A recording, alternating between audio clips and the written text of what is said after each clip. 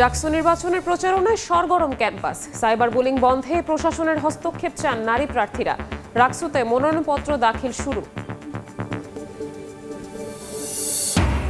সিলিন্ডারের লিকেজ থেকে ছড়িয়ে পড়ে গ্যাস, রান্নার জন্য চুলা জ্বালাতে বিকট বিস্ফোরণ। নারায়ণগঞ্জে একই পরিবারের 5 জন দগ্ধ, সবার অবস্থাই আশঙ্কাজনক।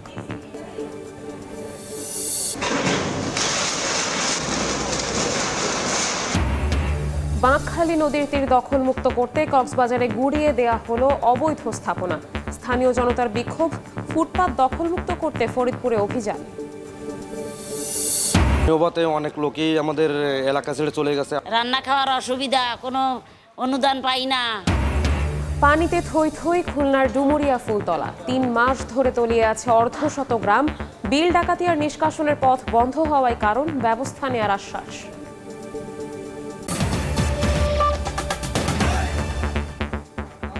বাংলার সময়ের সঙ্গে আছি আমি শবনব নিবিড়।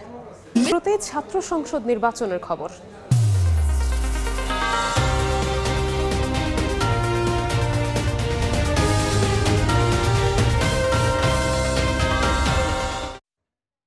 জাহাঙ্গীরনগর বিশ্ববিদ্যালয়ে প্রচারণায় ব্যস্ত প্রার্থীরা। জাকসু নির্বাচনের আনুষ্ঠানিক প্রচারণা শেষ হবে 9 সেপ্টেম্বর। সাইবার বুলিংয়ের শঙ্কা জানিয়ে প্রশাসনের হস্তক্ষেপ চেয়েছেন নারী প্রার্থীরা। এদিকে রাকসু নির্বাচনের মনোনয়নপত্র দাখিলের কার্যক্রম দ্বিতীয় দফায় শুরু হয়েছে।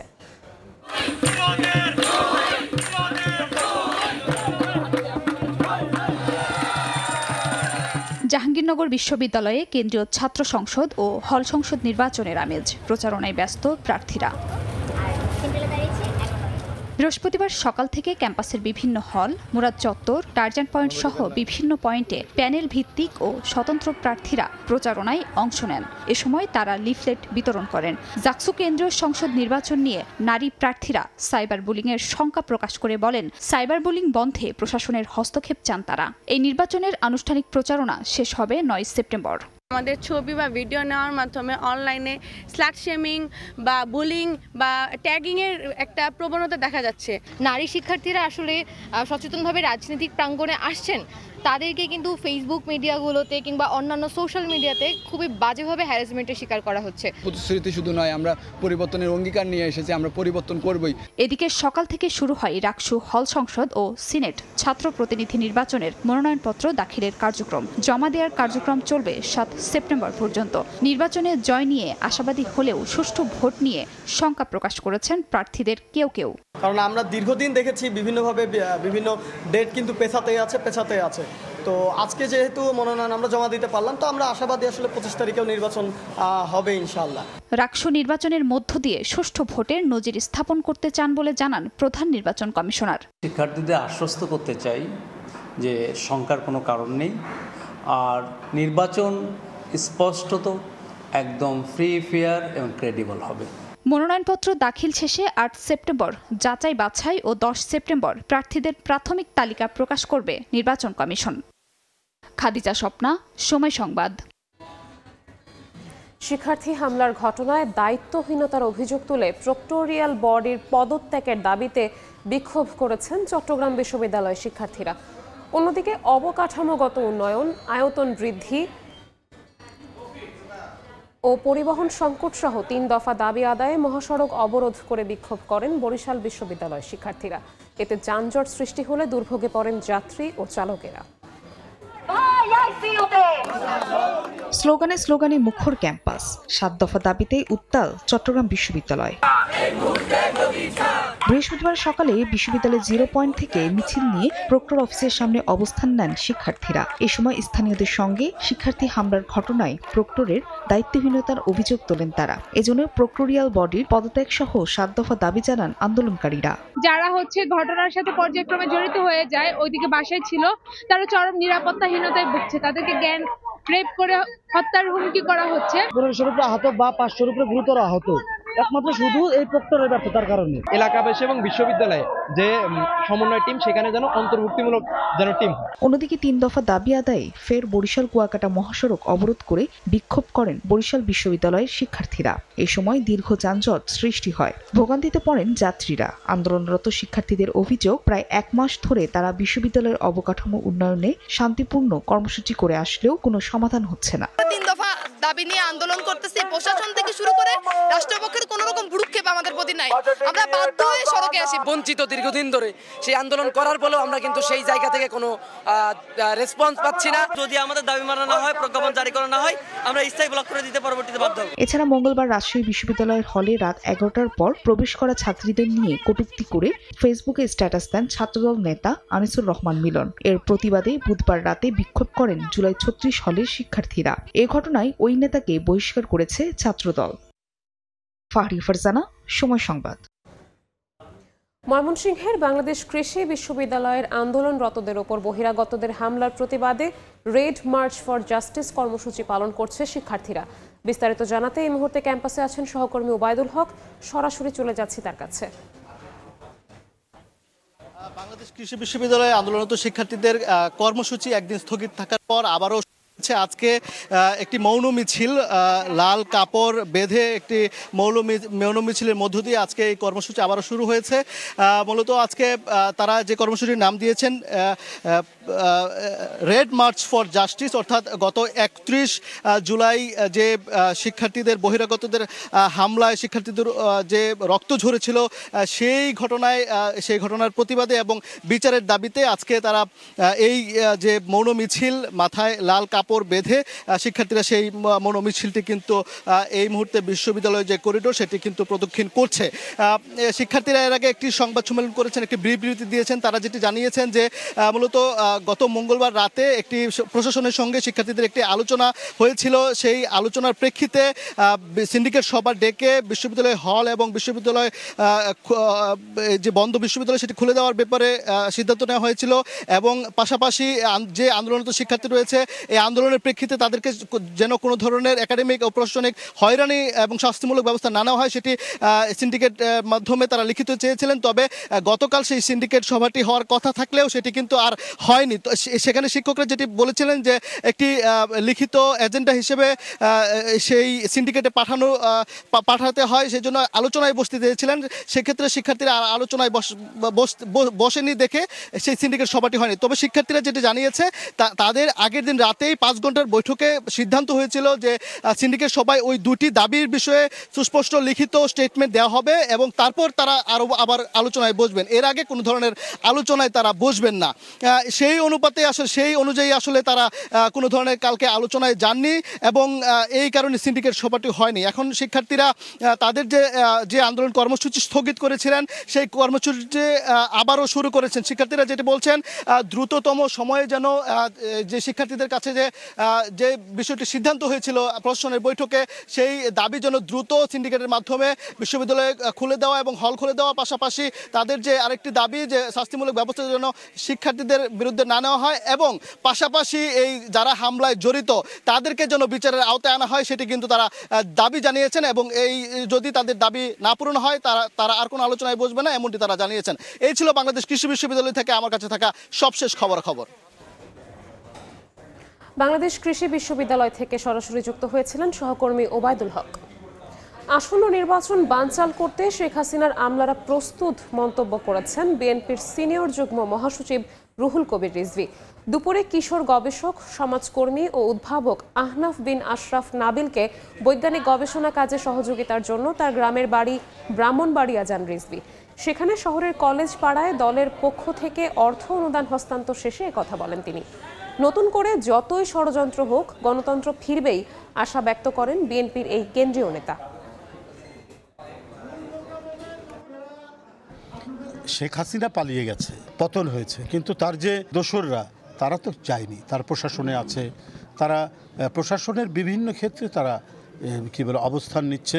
এখানে একটা অবাধ সুষ্ঠু নির্বাচন যাতে ব্যর্থ হয়, একটা পাতানো কোনো পরিকল্পিত করে অস্থিরতা এবং নৈরাজ্য তৈরি করে অন্তর্বর্তীকালীন সরকারের যিনি প্রধান তিনি যাতে অবাধ সুষ্ঠু নির্বাচন না করতে পারেন সেটার জন্য তো তারা প্রস্তুত আছেই। ফ্যাসিবাদী শক্তির বিরুদ্ধে দেশের প্রধান 3টি রাজনৈতিক দলকে ঐক্যবদ্ধ থাকার আহ্বান জানিয়েছেন আমার দেশ পত্রিকার সম্পাদক সাংবাদিক মাহমুদুর রহমান। দুপুরে চট্টগ্রামে জুলাই গণ অভ্যুত্থানে সাংবাদিকদের ভূমিকা নিয়ে এক আলোচনা ও মতবিনিময় সভা হয়। এ সময় মাহমুদুর রহমান জানান, সামনে কঠিন সময় আসছে। এজন্য বিএনপি, জামায়াত ও এনসিপির রাজনৈতিক মতপার্থক্য থাকলেও দেশের স্বার্থে এক হয়ে কাজ করতে হবে। সভায় চট্টগ্রামের city mayor doctor Shahadat Hossain জানান, 1971 সালে এত নির্যাতন হয়নি যতটা গত আওয়ামী লীগ সরকারের আমলে হয়েছে।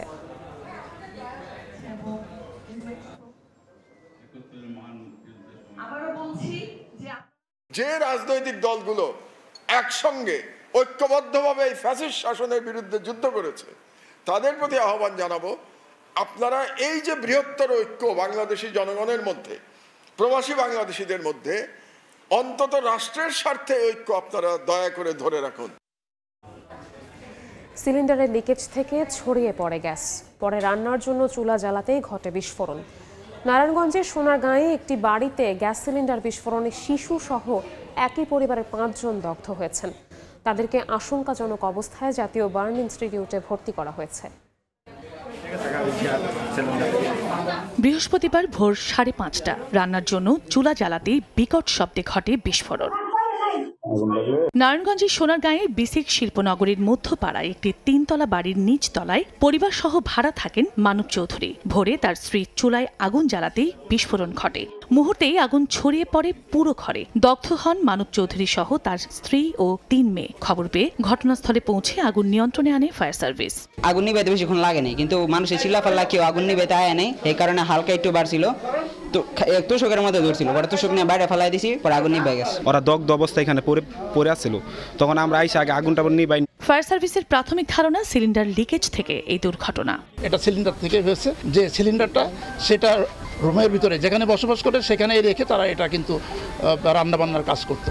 দগ্ধদের রাজধানীর জাতীয় বার্ন ও প্লাস্টিক সার্জারি ইনস্টিটিউটে নিয়ে ভর্তি করা হয়েছে। শরীরের 22 থেকে 70% পুড়ে যাওয়ায় সবার অবস্থায় আশঙ্কাজনক। সর্বনিম্ন 22% এবং সর্বোচ্চ যার পুড়েছে তার 70% পুড়েছে। সবার শ্বাসনালী পুড়েছে, সবাই আসলে আশঙ্কাজনক অবস্থায় আছে এবং সবাইকে আমরা এসডিও এবং আইসিইউ সাপোর্টে চিকিৎসা চলমান রেখেছি। বিসিক শিল্পনগরীর ফ্যালকন টেক্স লিমিটেডের শ্রমিক মানব চৌধুরী গত 1 মাস ধরে ওই বাসায় বসবাস করছেন।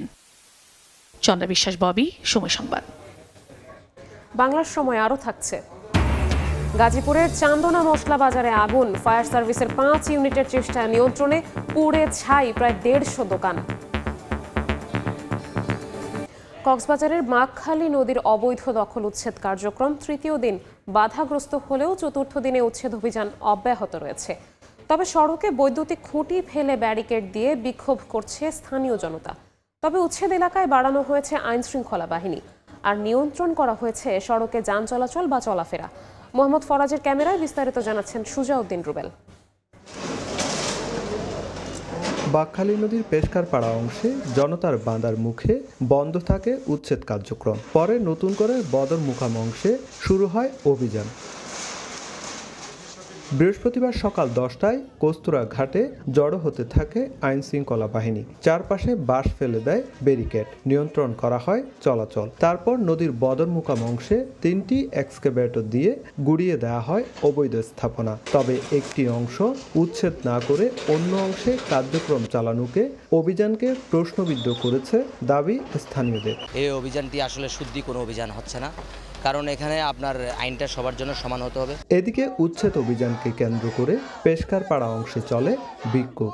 স্কুল শিক্ষার্থী থেকে শুরু করে শত শত নারী পুরুষ এতে অংশ নেয়। তাদের দাবি বসতি ছাড়বেন না তারা। আমাদের যদি থাকার বাসস্থানটুকু চলে যায় তাহলে আমরা আন্দোলন না করে কি করব? এটা ডিমিগ্রেশন না করে যে আমাদের বাপ দাদার আদি পুরুষের যে বসত বিধি এটা ভেঙে দেওয়া হবে, আমরা কখনো মানব না। তবে বিআইডব্লিউটিএ বলছে অভিযানকে প্রশ্নবিদ্ধ করার সুযোগ নেই। দখলে যাওয়া জমি উদ্ধার না হওয়া পর্যন্ত কার্যক্রম চলবে। কেউই অবৈধ দখল করে বল প্রয়োগ করে থাকার কোনো সুযোগ নেই। আপনারা জানেন নিশ্চয়ই যে মানে সরকারের থেকে নদী দখলকারীরা বড় না। উচ্ছেদে বাধা দেয় 11 জনের নাম উল্লেখ করে 400 জনের বিরুদ্ধে মামলা করেছে বিআইডব্লিউটিএ কর্তৃপক্ষ। সুজাউদ্দিন রুবেল, সময় সংবাদ, কক্সবাজার। ফরিদপুর শহরের ফুটপাত দখলমুক্ত করতে অভিযান চালিয়েছে স্থানীয় প্রশাসন। দুপুরে শহরের জনতা ব্যাংকের মোড়, থানা রোড, নিউ মার্কেট এলাকা সহ বিভিন্ন এলাকায় অভিযান চালায় সদর উপজেলা প্রশাসন, পুলিশ ও পৌরসভা কর্তৃপক্ষ। এ সময় সড়কের দুই পাশে ফুটপাত দখল করে থাকা বিভিন্ন দোকান ও স্থাপনা সরিয়ে দেওয়া হয়। পরে যান চলাচল স্বাভাবিক হতে শুরু করে। ভবিষ্যতেও এই অভিযান অব্যাহত থাকবে বলে জানান কর্মকর্তারা।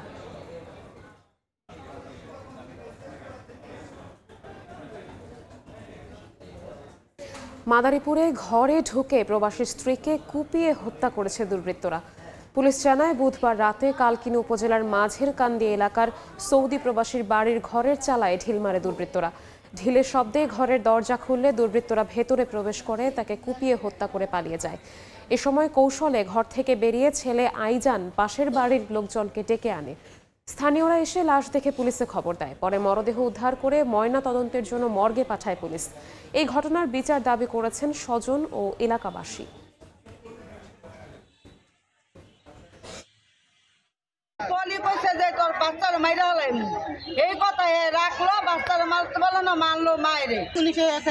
গাড়ি উঠাইছে, গাড়ি উঠানোর পর আসে আমি শিখাশিখি করছি, আমি দেখবো আমার দেখেছি এন্ডাটা কপ দেখছি, এন্ডা কপ আর নাক মুখ দিয়ে রক্ত বাইরে এসে আমি পুরোপুরি আমার ভালো করে দেখতে দেয়। এরা পরিকল্পিতভাবে হত্যাকাণ্ড ঘটাইছে। আমরা সকলেই তার দৃষ্টান্তমূলক শাস্তি চাই এবং বিচার চাই। খুলনার ডুমুরিয়া ফুলতলায় অবস্থিত দেশের অন্যতম বৃহৎ বিল ডাকাতিয়া সহ অর্ধশত গ্রামের মানুষ পানিবন্দী জীবন কাটাচ্ছেন। 3 মাসেরও বেশি সময় ধরে হাজার হাজার একর মাছের ঘের ও সবজি ক্ষেত পানিতে তলিয়ে আছে। জলাবদ্ধতা নিরসনে বিল ডাকাতিয়ার পানি নিষ্কাশনের পরিকল্পনার কথা জানিয়েছে পানি উন্নয়ন বোর্ড। আব্দুল হালিমের ক্যামেরায় তানজিম আহমেদের রিপোর্ট।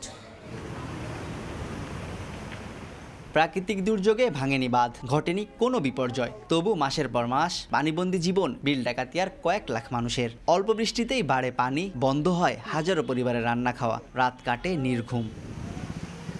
খুলনার ডুমুরিয়া ও ফুলতলা উপজেলার অর্ধশত গ্রাম নিমজ্জিত পানিতে। কোনো কোনো জায়গায় রাস্তাও পানির নিচে, তলিয়ে গেছে একাধিক বিদ্যালয় চত্বর। দীর্ঘদিনেও পানি না নামায় নষ্ট হয়ে গেছে কয়েক কোটি টাকার ফসল, ভেসে গেছে ঘেরের মাছ। অভাব অনটন আর রোগে শোকে দিন কাটছে স্থানীয়দের। জীবন বাঁচাতে ও সুস্থ থাকতে জলাবদ্ধতার স্থায়ী নিরসন ছাড়া দ্বিতীয় কোনো দাবি নেই তাদের। পানি অভাবে অনেক লোকই আমাদের এলাকা ছেড়ে চলে গেছে। রান্না খাওয়ার অসুবিধা, কোনো অনুদান পাই না, কি করে বসবাস করব?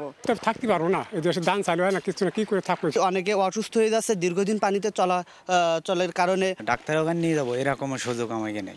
ছেলে মেয়ের পড়াশোনারও কষ্ট, চলাফেরারও কষ্ট, বেড়িতে বাসে যায় প্রত্যেক বছর। বিল ডাকাতিয়ায় পানি নিষ্কাশনের একমাত্র মাধ্যম শোলমারী নদীর 10 ভেন্টে স্লুইস গেট। একাধিক প্রকল্পে বিভিন্ন সময় পানির প্রবাহ স্বাভাবিক রাখার চেষ্টা করা হলেও শোলমারী নদী মরে যাওয়ায় এবং স্লুইস গেটের সামনে অতিরিক্ত পলি জমায় ভয়াবহ জলাবদ্ধতা সৃষ্টি হয় জনপদে। তবে বিল ডাকাতিয়ার জলাবদ্ধতা নিরসনে নানা উদ্যোগ ও পরিকল্পনার কথা জানিয়েছে পানি উন্নয়ন বোর্ড। জলাবদ্ধতা নিরসনের জন্য একটা ফিজিবিলিটি স্টাডি চলমান রয়েছে।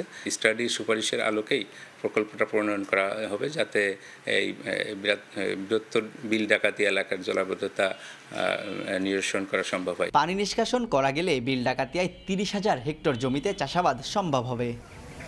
প্রকল্প যায়, প্রকল্প আসে, হাজার কোটি টাকা ব্যয়ও হয়, তবে সুফল মেলে না জনপদে। তবুও এই অঞ্চলের মানুষ আশায় বাঁচে, অভিশাপ হয়ে ওঠা বিল ডাকাতিয়া আবারও আশীর্বাদে রূপান্তর হবে। খুলনা থেকে তানজিম আহমেদ, সময় সংবাদ। গাজীপুরের চান্দনা চৌরাস্তার মশলা বাজারের আগুন ফায়ার সার্ভিসের 5টি ইউনিটের চেষ্টায় নিয়ন্ত্রণে এসেছে। ভোরে চান্দনা চৌরাস্তা এলাকার মশলা বাজারে আগুন লাগে, মুহূর্তেই ছড়িয়ে পড়ে পাশের দোকানেও। খবর পেয়ে ফায়ার সার্ভিসের 5টি ইউনিট ঘটনাস্থলে এসে নিয়ন্ত্রণে কাজ শুরু করে। 1.5 ঘন্টার চেষ্টায় আগুন নিয়ন্ত্রণে এলেও পুড়ে গেছে অর্ধশতাধিক দোকান। তবে কী কারণে আগুন লেগেছে এবং ক্ষয়ক্ষতির পরিমাণ জানা যায়নি। ব্রাহ্মণবাড়িয়ায় একটি বগি লাইনচ্যুত হওয়ায় ঢাকার সঙ্গে চট্টগ্রাম সিলেটের ডাউন লাইনে ট্রেন চলাচল বন্ধ হয়ে যায়। তবে লাইন মেরামত করার পর ট্রেন চলাচল স্বাভাবিক হয়েছে। দুপুরে ঢাকা থেকে ছেড়ে আসা তিতাস কমিউটার ট্রেনটি ব্রাহ্মণবাড়িয়া যাচ্ছিল। পথে আশুগঞ্জে তালশহর রেলওয়ে স্টেশনের কাছে ইঞ্জিনের পরের বগিটি লাইনচ্যুত হয়। এতে ডাউন লাইনে ঢাকার সঙ্গে চট্টগ্রাম ও সিলেটের রেল যোগাযোগ বন্ধ হয়ে যায়। ভোগান্তিতে পড়েন যাত্রীরা। তবে আপলাইন চালু থাকায় বিকল্প পদ্ধতিতে ট্রেন চলাচল করছে। পরে 5 ঘন্টা পর লাইনচ্যুত বগিটি উদ্ধারের পর ডাউন লাইনেও স্বাভাবিক হয় ট্রেন চলাচল। একটা বগি লাইনচ্যুত হয়েছে। সাময়িকভাবে এখন ডাউন লাইনে গাড়ি সব বন্ধ আছে, গাড়ি চলাচল বন্ধ আছে। খুব দ্রুত সময়ের মধ্যে আশা করি এটা সমাধান হয়ে যাবে। বাংলার সময় যাত্রী সেবার মান এগিয়ে নিতে ব্যতিক্রমী এক কর্মসূচি নিয়েছে রেলওয়ের চট্টগ্রাম বিভাগ। রেল স্টেশনগুলোতে নিয়মিত কার্যক্রমের পাশাপাশি সপ্তাহে অন্তত একদিন বিশেষভাবে পরিচালিত হবে পরিচ্ছন্নতা অভিযান। এর মধ্য দিয়ে যাত্রী এবং রেলের কর্মচারীদের মধ্যে জনসচেতনতা বাড়বে বলে আশা কর্মকর্তাদের। নুরুল জামাল আতিকের ক্যামেরায় ফেরদৌস লিপির রিপোর্ট। রেল স্টেশনে পরিচিত রূপ অপরিচ্ছন্ন ও অস্বাস্থ্যকর অবস্থা থেকে বেরিয়ে আসতে ব্যতিক্রমী এক কর্মসূচি নিয়েছে রেলের চট্টগ্রাম বিভাগ। বৃহস্পতিবার সকালে চট্টগ্রাম স্টেশন থেকে কর্মসূচির আনুষ্ঠানিকভাবে উদ্বোধন করেন রেলের ঊর্ধ্বতন কর্মকর্তারা। এই সময় কর্মীদের হাতে তুলে দেওয়া হয় বিভিন্ন পরিচ্ছন্ন সামগ্রী। সপ্তাহে অন্তত একদিন বিভাগের একটি স্টেশনে বিশেষ এই অভিযান পরিচালনার উদ্যোগ নেওয়া হয়েছে। এতে যাত্রী সেবার মান উন্নয়নের পাশাপাশি রেল সংশ্লিষ্ট ও যাত্রীদের মধ্যে পরিচ্ছন্নতা নিয়ে সচেতনতা তৈরি হবে বলে আশা কর্মকর্তাদের। রেলওয়েতে বা অন্যান্য জায়গায় লোকবলের স্বল্পতা, কিন্তু এটা প্রায় সব জায়গায় চলতে থাকে। যেখানে দেখা যায় আমার 30 জনের কাজ করার কথা, সেখানে দেখা যাচ্ছে 6 থেকে 7 জন কাজ করছে।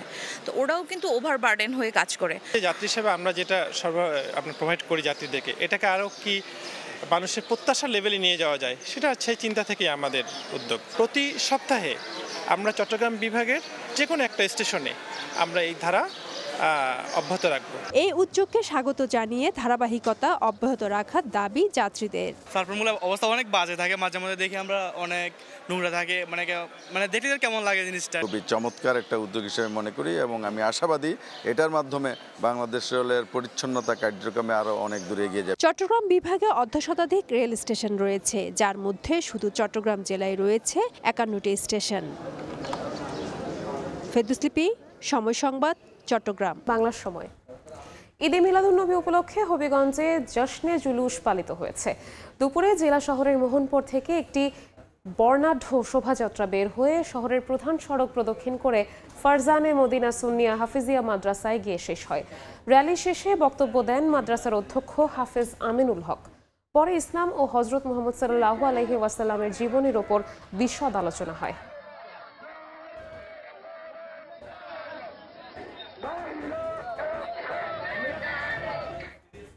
বাংলার সময়ের শীর্ষ সংবাদগুলো জানিয়ে দিচ্ছি আরেকবার। জাকসু নির্বাচনের প্রচারণায় সরগরম ক্যাম্পাস। সাইবার বুলিং বন্ধে প্রশাসনের হস্তক্ষেপ চান নারী প্রার্থীরা। রাকসুতে মনোনয়নপত্র দাখিল শুরু। সিলিন্ডারের লিকেজ থেকে ছড়িয়ে পড়ে গ্যাস। রান্নার জন্য চুলা জ্বালাতেই বিকট বিস্ফোরণ। নারায়ণগঞ্জে একই পরিবারের 5 জন দগ্ধ, সবার অবস্থাই আশঙ্কাজনক।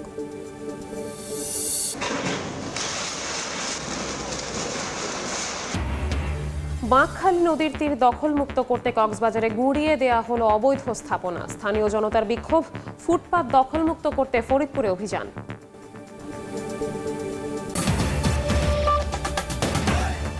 এই ছিল বাংলার সময়। সঙ্গেই থাকুন সময়ের।